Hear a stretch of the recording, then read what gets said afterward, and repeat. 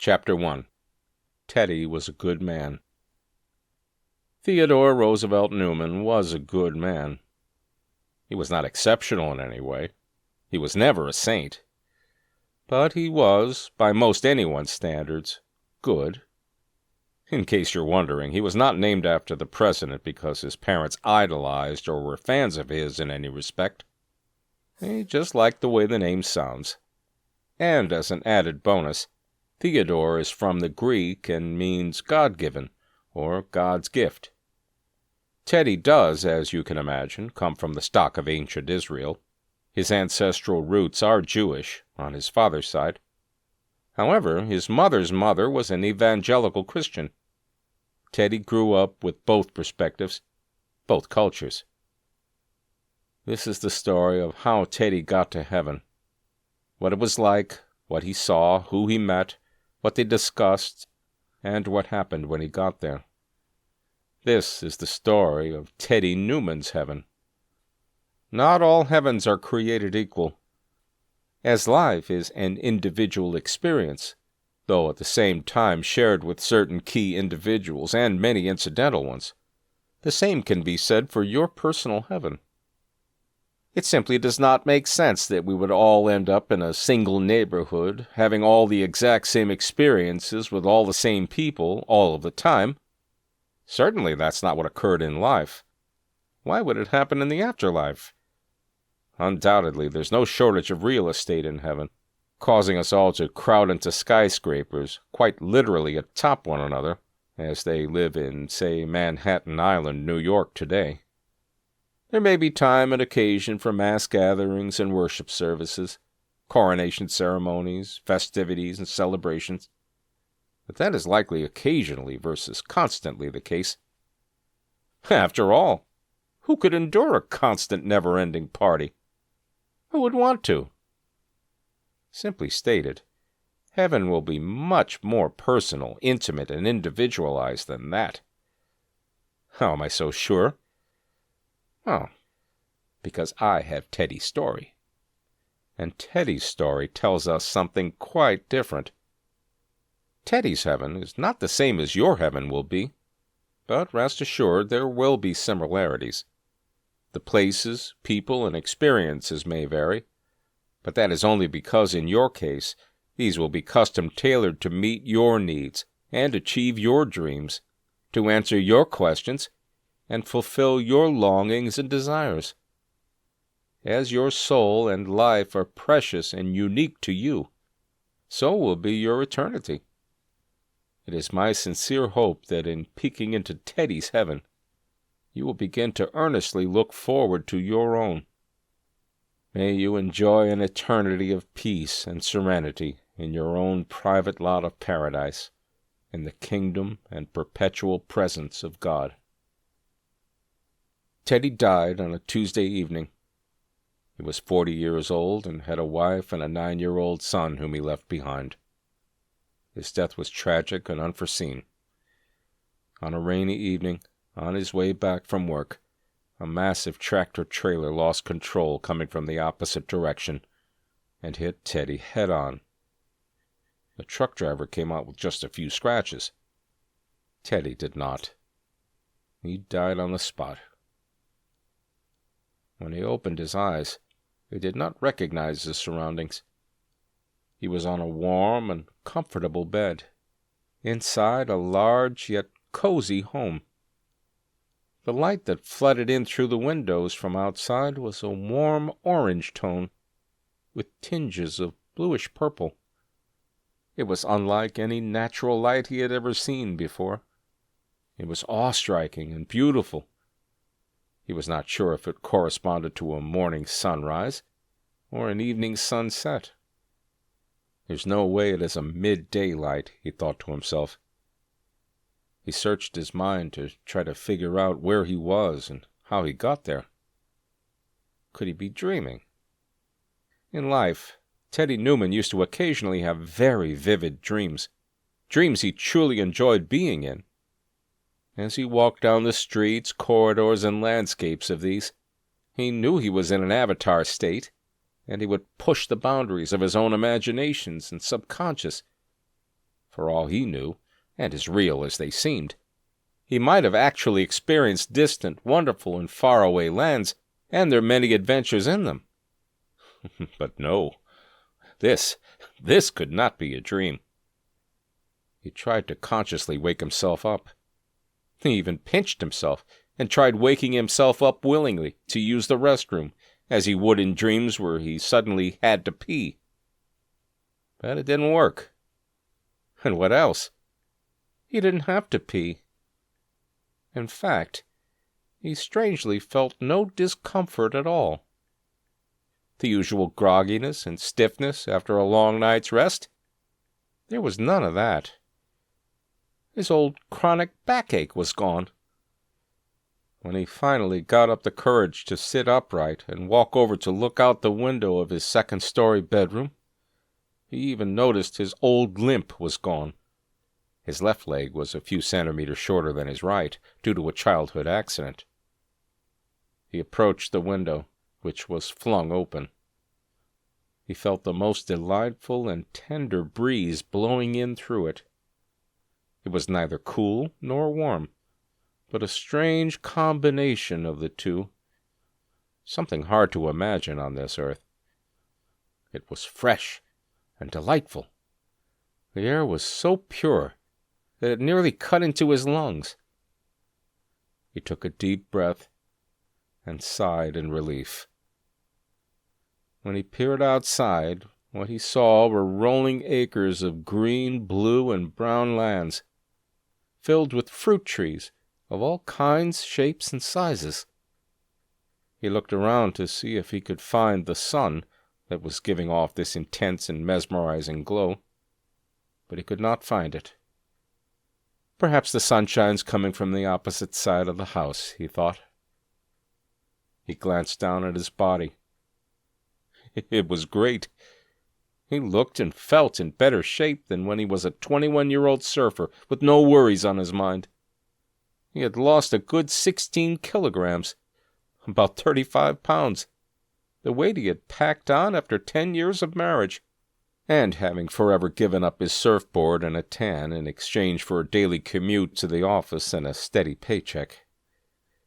He was wearing a very comfortable and perfectly fitting pair of navy blue sweatpants and sweatshirt combination. The logo was white embroidery on the left side of both, just a round O. Out of curiosity, he pulled off his shirt to read the tag and see the size. But instead of finding a size, or a made in India, or a 100% cotton, do not bleach, or wash with light colors, the plain embroidered black tag, with gold letters, simply read, Ted. He stopped a moment to admire his new physique. "This has to be a dream," Ted asserted. "A very good dream." He put his shirt back on. "I wonder what the O stands for. Is it a 0? As in all debts are paid, there is no cost? Or is it an O for over, as in it's all over, and now you're starting fresh, from scratch? Or could it be a ring, meaning the unification, the marriage, if you will, of all things? Could it be a perfect circle, symbolizing eternity, meaning there is no beginning and no ending? Was it O for omni, representing the proverbial all? A tender knock on the door snapped Teddy out of his meditative state. A visitor, he thought. Who could it be? Slowly, Ted pulled away from the bewitching sight by the window and made his way through this big, yet somehow familiar and welcoming home, out the bedroom, down the corridor, and down the stairs. He paused from behind the door before opening it. There had only been 3 knocks and no more. Could he have imagined it? Could the person be gone now? He warily opened the door. On the steps, he found a welcome basket, and nothing else. There was nobody at the door. Whoever had knocked simply did so to deliver this basket. He stole a peek to the right and to the left, but saw no one. Not even a hint of anyone. All he saw was a pleasant-looking dirt road. But somehow he could tell that this road never got muddy, nor did it let up clouds of dust particles as it was traversed. The road itself was powdery, easy on the feet, and had the color of fresh red soil, with what appeared to be sprinklings of gold mixed right in with the dirt. The gold flashed and sparkled beautifully, as if the road were strewn with stars. The powdery red, along with the glimmering of gold, was a sight to behold.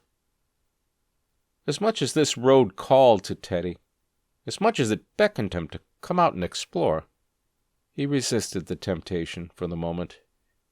His attention turned once more to the basket. He picked it up and brought it inside. "Dear Teddy," read the note, "this is your homecoming basket.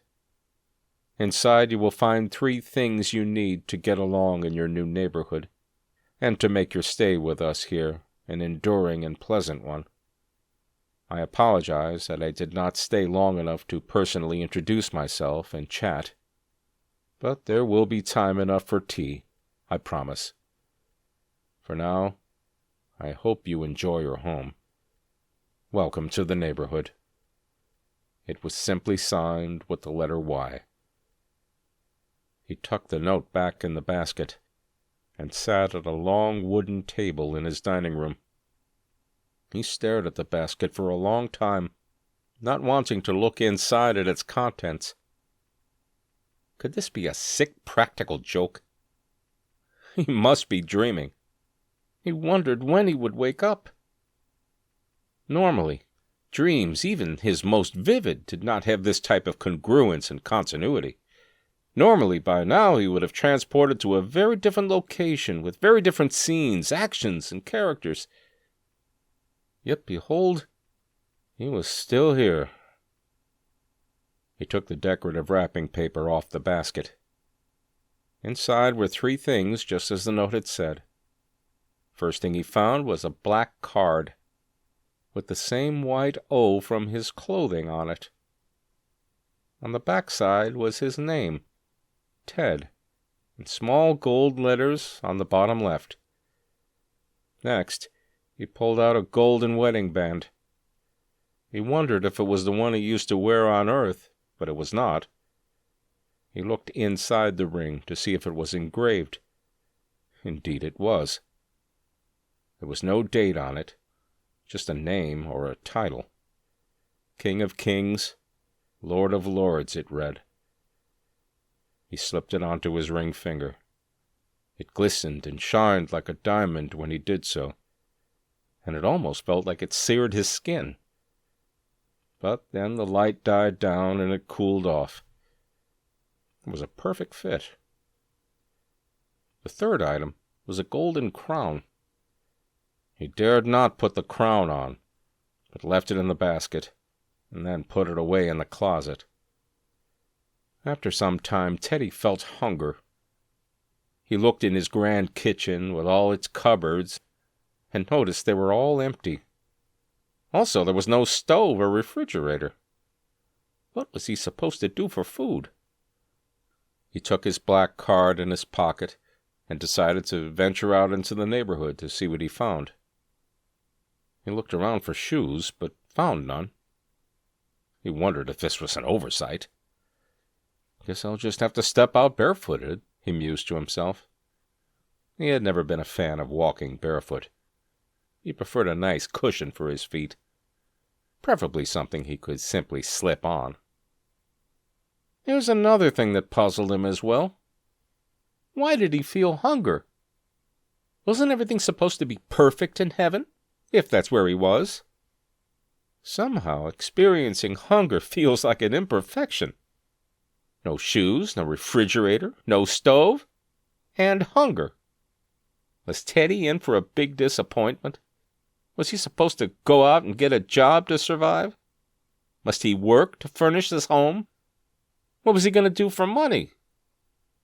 Could it be that heaven was just like earth, in that money makes the world go round? Was it possible to starve to death wherever he was? Would he have to beg for survival? Suddenly he began to feel apprehension, which quickly turned into fear. Fear? In heaven? This can't be right. Where am I, anyway? He stepped out on the road and went right. His instincts told him that's the way he should go.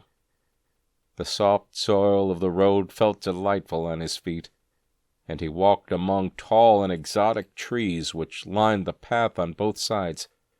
Aromatic and colorful trees that gave the air a cool and relaxing climate.